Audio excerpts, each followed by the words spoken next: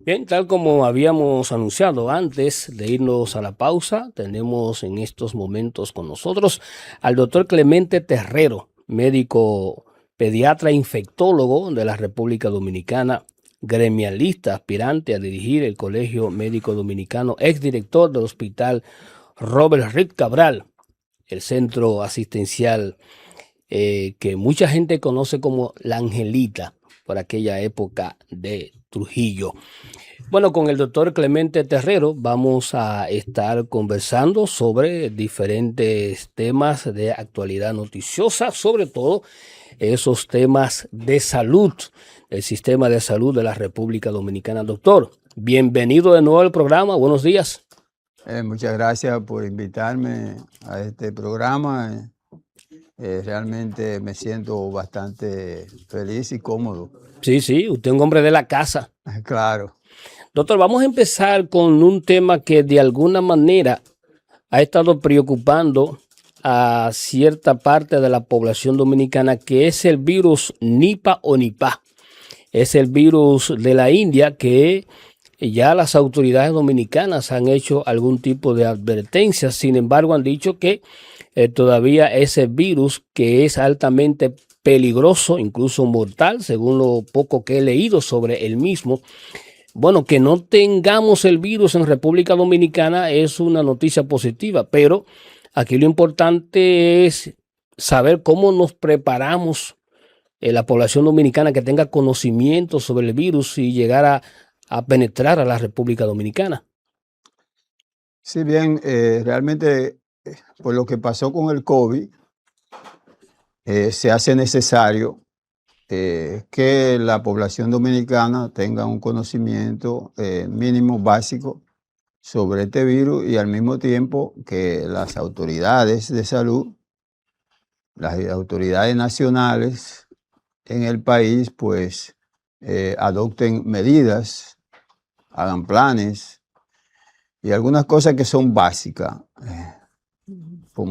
porque como dice el refrán, usted tiene que actuar antes de que las cosas pasen, o sea, prevenir Poner candado antes antes que de que les lamentar. roben, como dice el refrán dominicano. Prevenir antes que lamentar. Por consiguiente, es muy importante las medidas que se han tomado de parte de las autoridades de salud, dado el riesgo que tiene este virus de que se puede expandir en el mundo, aunque los conocimientos que tenemos sobre él es que no tiene esa misma capacidad de expansión que tenía el virus del COVID. Por consiguiente, eso en cierto sentido nos da un poco de tranquilidad, aunque las cosas son cambiantes, ¿verdad? Los virus mutan y cambian, eso pudiera producirse en cualquier momento. Sin embargo, hasta ahora eso no ha ocurrido, aunque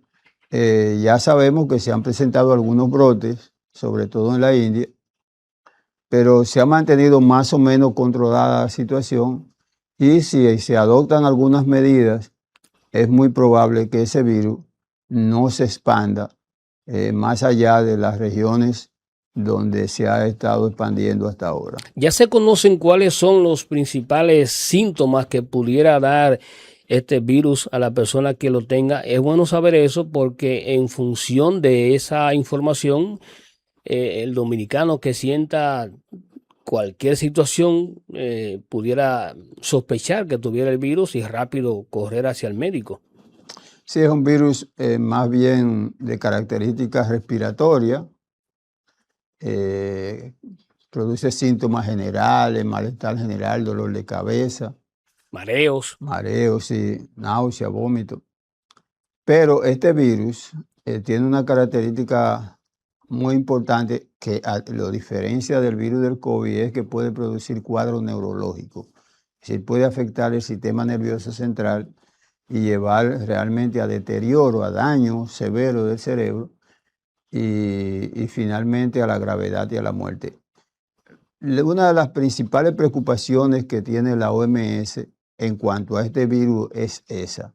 No es tanto la capacidad de expansión, no es tanto la capacidad de contagio, porque hasta ahora es limitado, sino que es un virus muy agresivo, un virus que puede producir una alta mortalidad, una elevada mortalidad, y por consiguiente entonces la OMS le da una importancia epidemiológica y tiene preocupación con relación a este virus, porque el virus del COVID eliminaba o mataba a menos del 1%, pero este virus puede matar hasta el 75% de las personas que afecta, es decir, que Alarmante es ese un dato. virus muy agresivo. Ujú. ¿Eh? Entonces, por consiguiente, la gran preocupación de la OMS principalmente está fundamentada en eso. Y por eso, pues, lanzó una alerta epidemiológica que ha sido asumida por los diferentes países signatarios, como la República Dominicana, y la consideramos bastante bien. Bueno, pero ojalá entonces que la experiencia, la enseñanza que nos dejó el manejo del COVID, incluso por varios años, tanto al mundo, a la población mundial, a la OMS, a todos los actores del sistema de salud, nos sirva para algo y tratar de contener este virus que es letal. Sí, no, definitivamente es así. Los médicos y la misma población dominicana pues tienen una gran experiencia, y el mundo en sentido general, pues para el manejo de infecciones virales, de contagio, de prevención, y al mismo tiempo del manejo de la situación clínica, del evento clínico que padecen las personas. Hoy en día estamos mejor preparados, y creo que eso es una herramienta muy importante que nos da fortaleza para enfrentar cualquier otro virus que pueda venir y que pueda hacer un cambio en una mutación y se propague a nivel mundial. Bien, doctor, vamos a hablar del Sistema Nacional de Salud en sentido general, porque cuando uno escucha al gobierno, sobre todo a los funcionarios del área de la salud, y usted asume que el sistema, los servicios en los hospitales públicos andan bien o casi bien. Sin embargo, cuando escuchamos a la oposición y al propio pueblo que acude a estos centros asistenciales públicos, el sistema está por el suelo. Usted, que es un médico experimentado, además fue director de un importante hospital del país, ¿cuál es su criterio, a grosso modo, en términos generales, sobre el Sistema Nacional de Salud de la República Dominicana? Bueno, el Sistema Nacional de Salud de la República Dominicana tiene mucha falencia. Lo primero es que la inversión es muy baja. Y si tú no tienes recursos, no puedes hacer nada productivo, nada eficiente. Pretender o querer decir que las cosas están bien cuando tú no tienes con qué, no tienes los recursos para tú poner las cosas bien, es como una exageración, ¿verdad? Es como una exageración. Y hay que ser coherente en cuanto a esto. No tenemos los recursos que se necesitan para tú tener un sistema de salud funcionando mínimamente en condiciones óptimas, por falta de recursos. Entonces, ¿cuánto invierte el Estado en la República Dominicana en salud? 1.8, 1.9 del Producto Interno Bruto, cuando lo que plantea la OMS es que se invierta mínimo el 5% del Producto Interno Bruto. Entonces, ¿vamos a estar bien? No podemos estar bien. Pero nadie de manera particular es culpable de que eso sea así. Ahora, lo es en términos de los diferentes gobiernos que han pasado en la República Dominicana, que no han hecho un aumento, un incremento de la inversión en salud en la República Dominicana. Por eso hay una diferencia entre lo que está pasando en educación con lo que está pasando en la salud de la República Dominicana. La salud de la República Dominicana fue privatizada. Sí. Claro, a partir del 2001, con la aprobación de la Ley de Seguridad Social, se pasó prácticamente la administración del riesgo de salud, los recursos de salud al sector privado. La creación de las ARS. La creación de la ARS. Entonces, por consiguiente, entonces, la ARS lo que son es negocio. Así es. Y si tú vas a negociar, tú no vas a tener buen producto, tú no vas a tener calidad, tú no vas a tener resolución. Siempre pensando en los beneficios individuales. Van a pensar y siempre quieren ganar más. Y mientras menos invierte, más gana. Y si tú inviertes menos, tienes menos resultados en la salud. Es así. Entonces, por consiguiente, por ahí las cosas también van mal. Si la salud debiera ser gerenciada por el Estado en base a una estrategia y en base a un fin. Como ocurre en otros países. Como ocurre en otros países. Salud y educación básicamente el Estado. El que quiere tener un negocio privado, bueno, eso es responsabilidad suya. Pero no es que el Estado le entregue el dinero al sector privado para que maneje la educación, ni tampoco al sector privado para que maneje ahí la salud. Siempre la avaricia se va a imponer. La avaricia se va a imponer. Como ocurrió en el Seguro Nacional de Salud, SENASA. Claro, como ocurrió ahí. O sea, no hay forma, no hay manera de que las cosas salgan bien con ese tipo de estrategia o con ese tipo de concepciones que hacen los gobiernos de la República Dominicana. Así es. Entonces, decía Albert Einstein que usted no puede resolver un problema si mantiene el mismo pensamiento cuando ese problema se originó. Usted tiene que cambiar. Entonces es un discurso, realmente, es solo un discurso.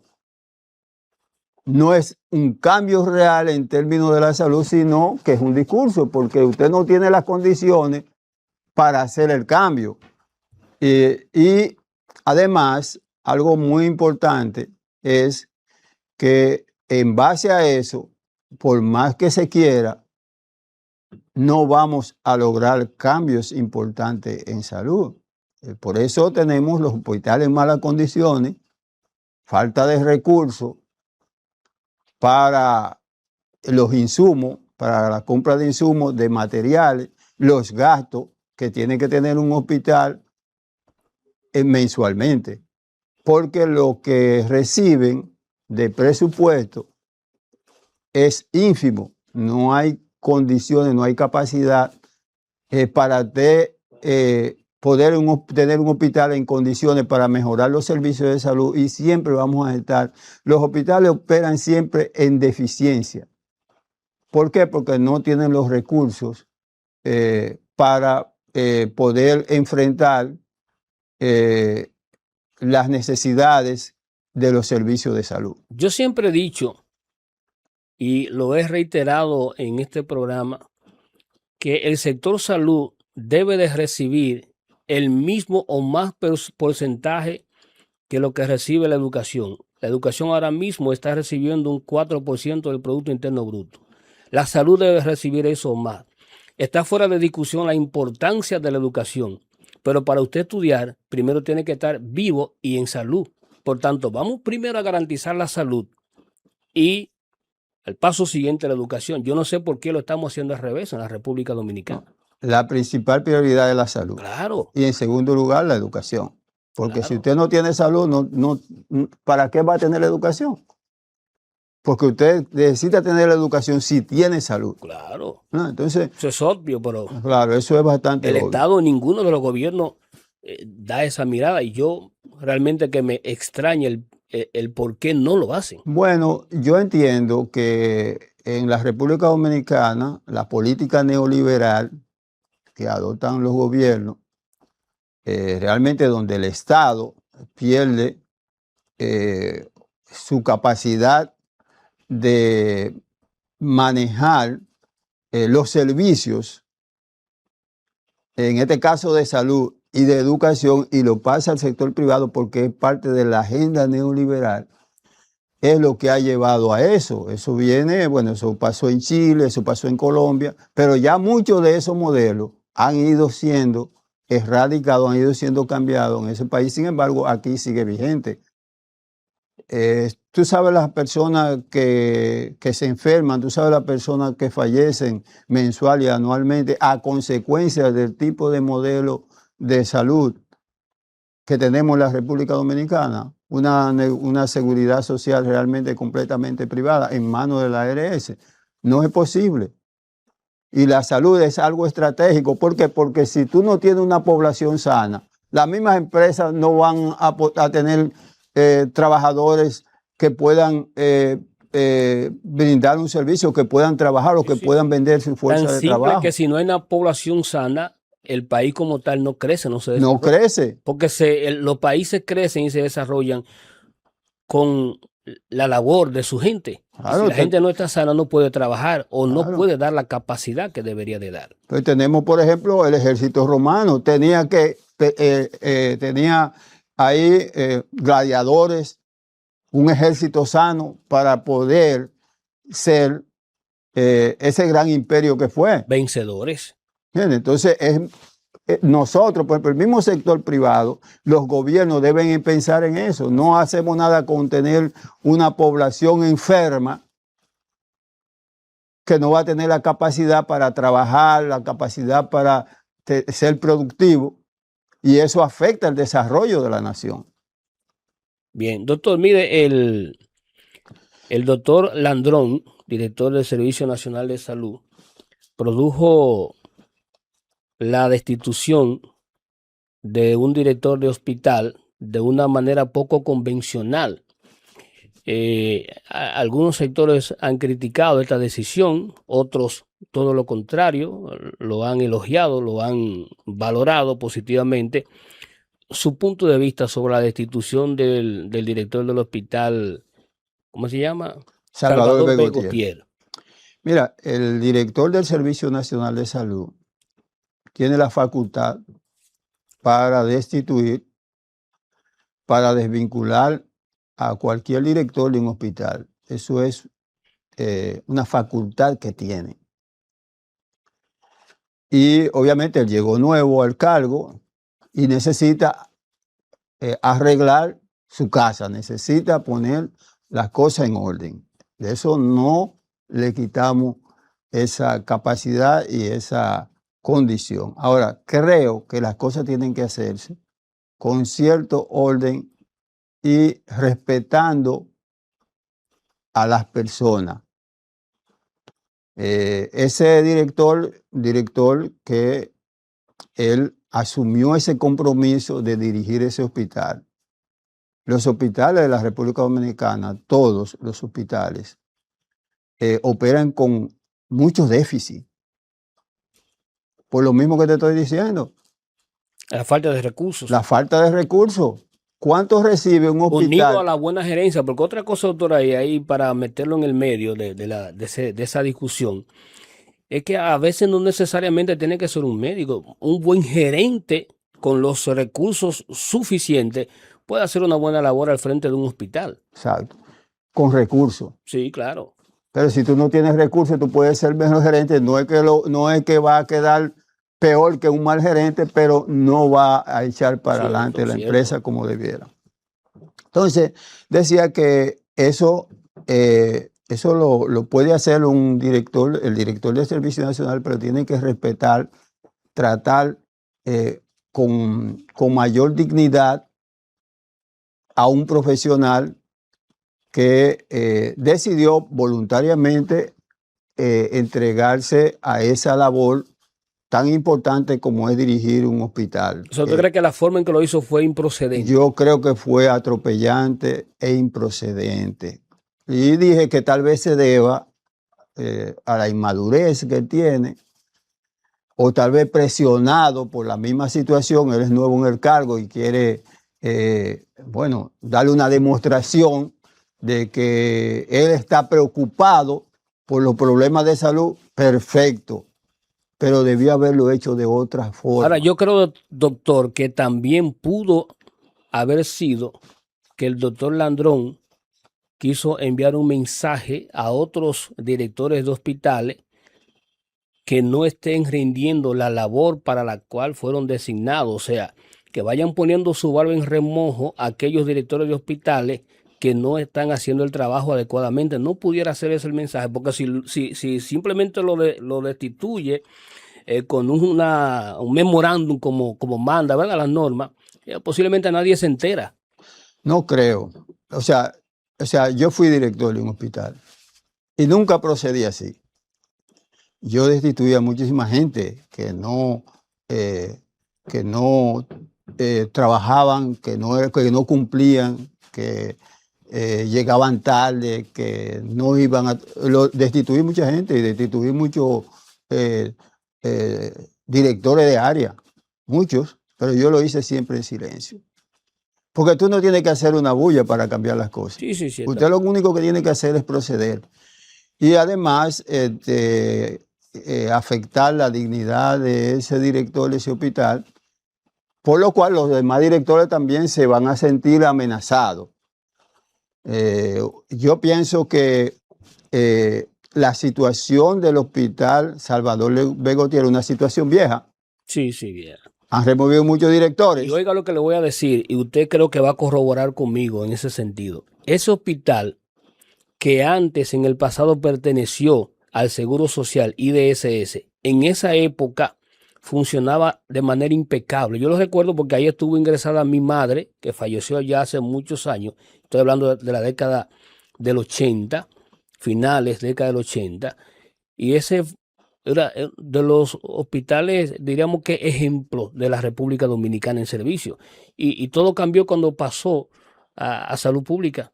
Porque antes era de la seguridad, era del seguro social.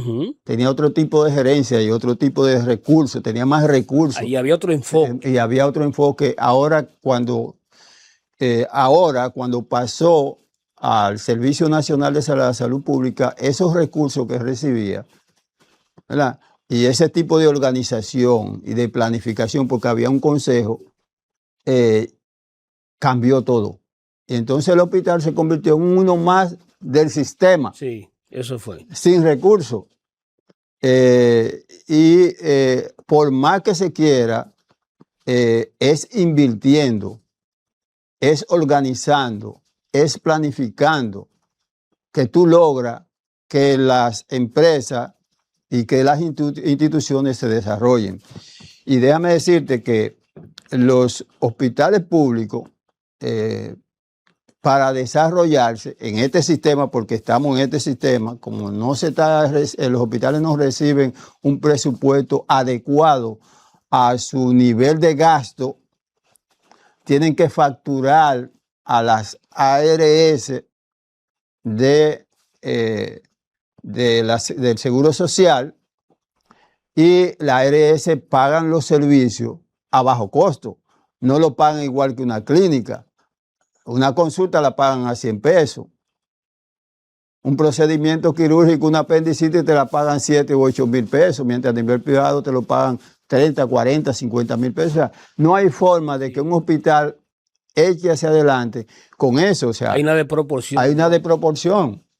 Mire, doctor, bueno, ya analizamos la decisión del doctor Landrón con el tema de la destitución, pero propiamente la designación del doctor Landrón al frente del SNS, ¿qué le parece a usted? Bueno, el doctor Landrón es un médico que dirigió un hospital. Ney Arias Lora. Ney Arias Lora hizo una labor, me parece que eficiente. Tiene preparación, ha trabajado en el sistema público.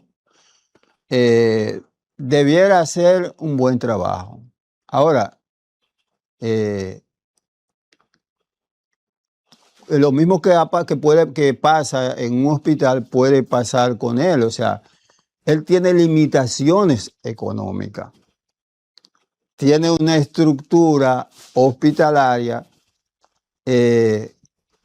con dificultades en términos organizativos, en términos de compromiso, en términos de respuesta.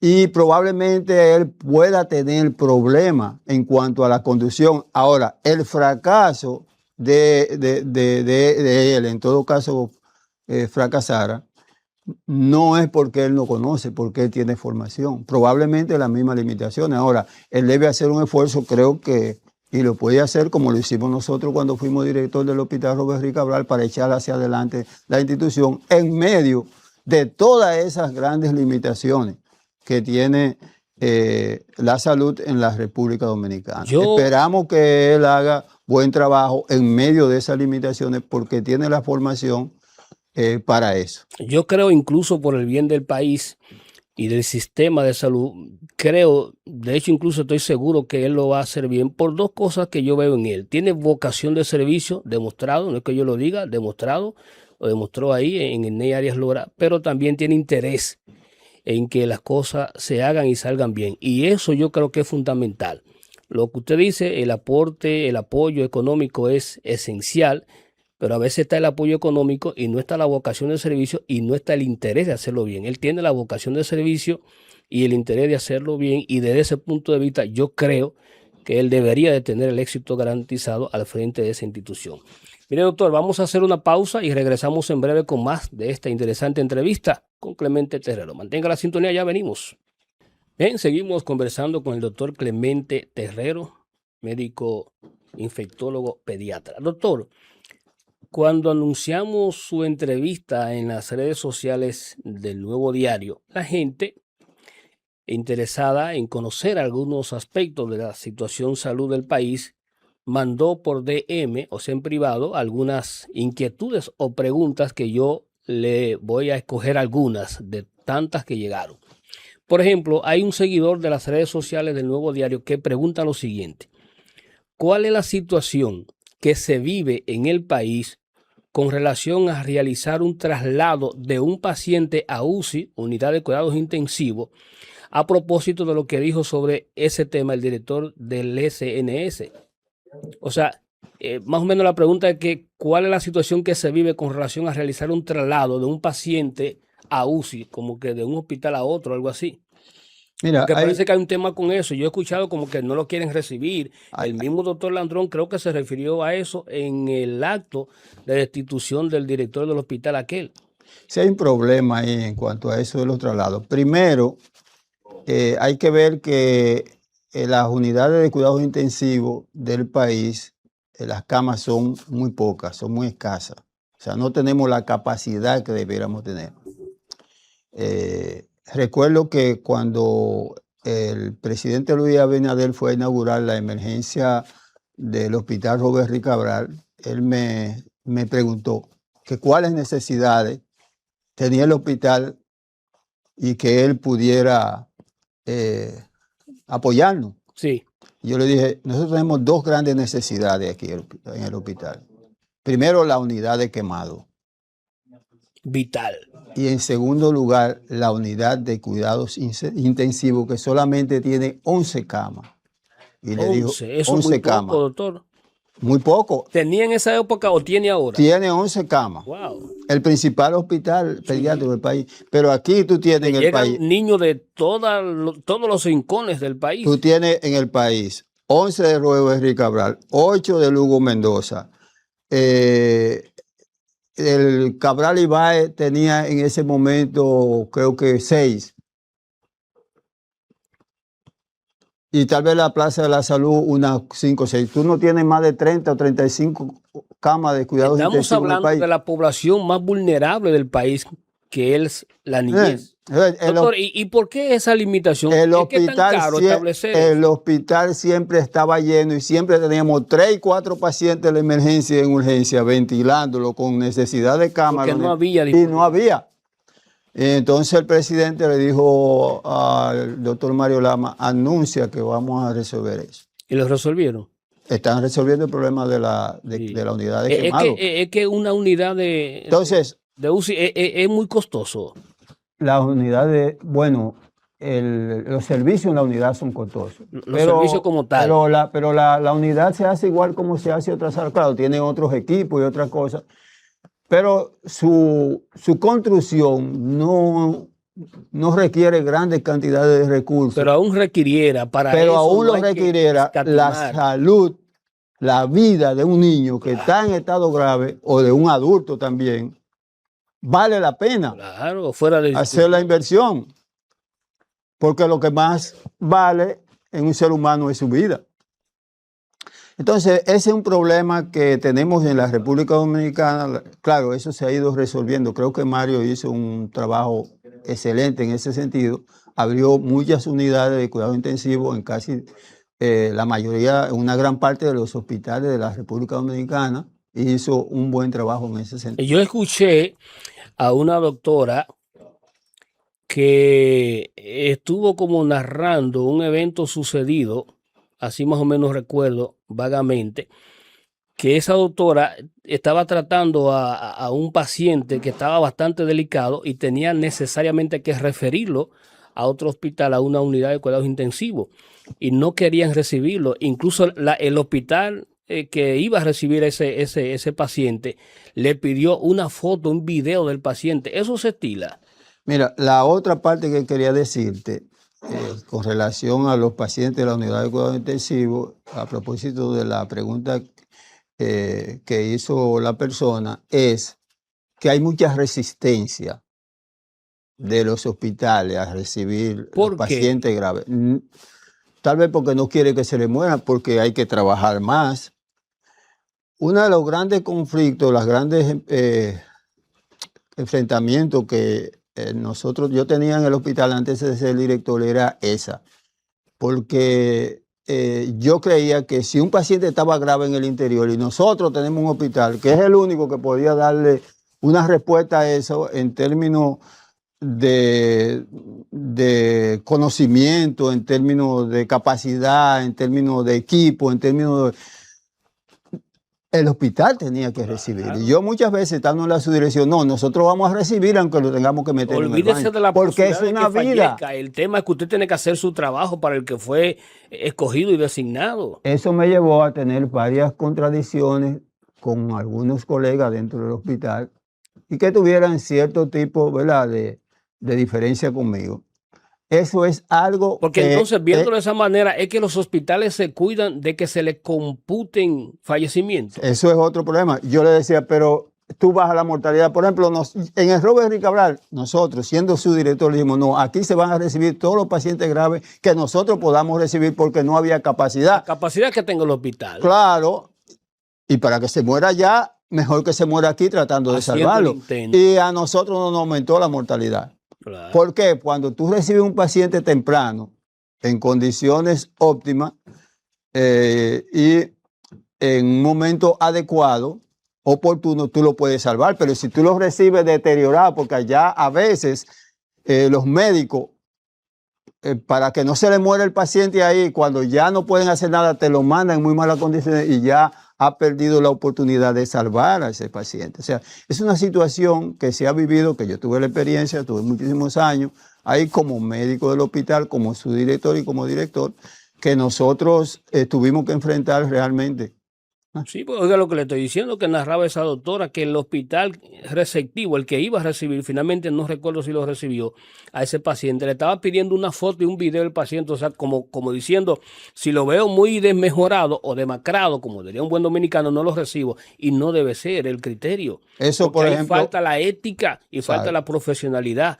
Eso por lo menos en el hospital que yo dirigía, en el hospital Robert Enrique Cabral, cuando fui su director y director, no lo permitía. Claro, nosotros allá recibíamos todos los pacientes. ¿Por qué? Porque tú no puedes tener temor de recibir un paciente, ¿verdad? Y además tú eres el que está dirigiendo, tú eres el que sabe qué se va a hacer en esa institución. No puedes recibir presión de otro o aceptar que otro te dirija a ti, porque el que está dirigiendo eres tú. Bien. Doctor, mire, tenemos una situación del clima, ha estado haciendo un frío más o menos significativo en estos días, y a propósito de esa situación climática, una seguidora pregunta cuáles pudieran ser los efectos secundarios para la salud de la población pediátrica, parece que de los niños, con estos cambios del clima.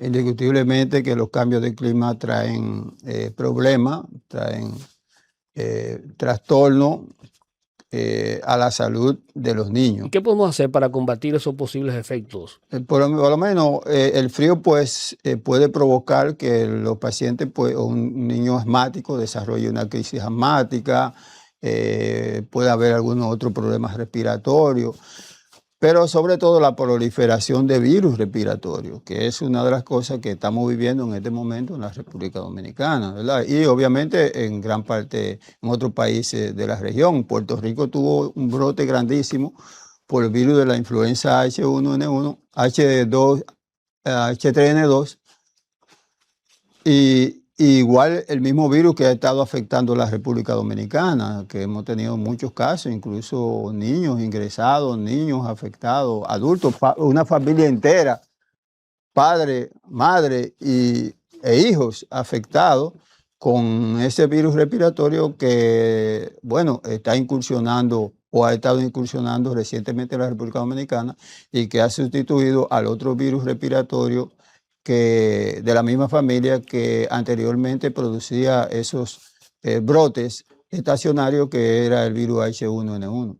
Doctor, cambiando el tema, se ha estado hablando de un tiempo hacia acá sobre la asociación de las vacunas con el autismo, que pareciera que algunas vacunas pudieran estar generando autismo en la población infantil. ¿Cuál es su criterio, su punto de vista sobre el particular? Hay mucho prejuicio en cuanto a eso. Yo creo que hay mucho prejuicio en cuanto a eso. La verdad es que las cosas tienen que ser demostradas. Las vacunas son excelentes, son muy buenas, han salvado muchas vidas, han prevenido muchas secuelas. La vacuna realmente han hecho una gran labor en la población Y siempre han existido. infantil y siempre han existido, claro. Y no solamente en la población infantil, sino también en la población adulta. Mírate ahora la vacuna que se está aplicando para prevenir el cáncer de cervix de la mujer. O sea, las vacunas son excelentes y han reducido la carga de enfermedad en los niños. Yo, como infectólogo que hice la infectología en el Hospital Robert Ricard, la principal causa de ingreso a la unidad de cuidado, a la sala de aislamiento del hospital eran la meningitis, y ya eso casi no se ve.